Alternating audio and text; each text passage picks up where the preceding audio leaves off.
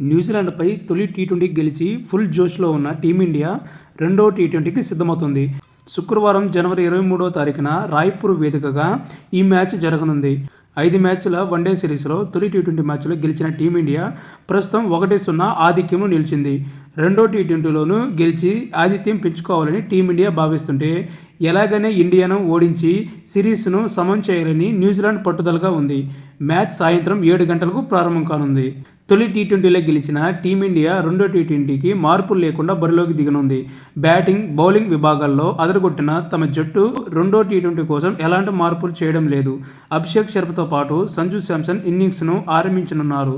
Backup wicket keeper Ishan Kishan 3వ స్థానంలో ఆడతాడు. 4వ స్థానంలో కెప్టెన్ సూర్యకుమార్ యాదవ్ బ్యాటింగ్కు వస్తాడు.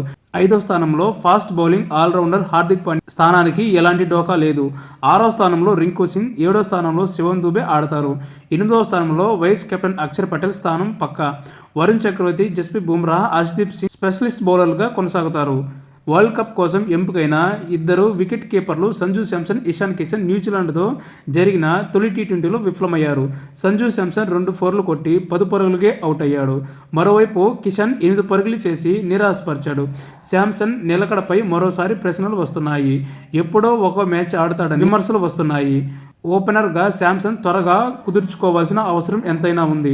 మరోవైపు 2 ఏళ్ల తర్వాత టీమిండియాలోకి ఎంట్రీ ఇచ్చిన ఇషాన్ కిషన్ ప్లేయింగ్ 11లో చోటు సంపాదించిన వచ్చిన అవకాశాన్ని సద్వినియోగం చేసుకోలేకపోయాడు. వీరిద్దరూ రెండో టీ20 మ్యాచ్లో భారీ ఇన్నింగ్స్ ఆడాలని జట్టు యాజమాన్యం కోరుకుంటుంది.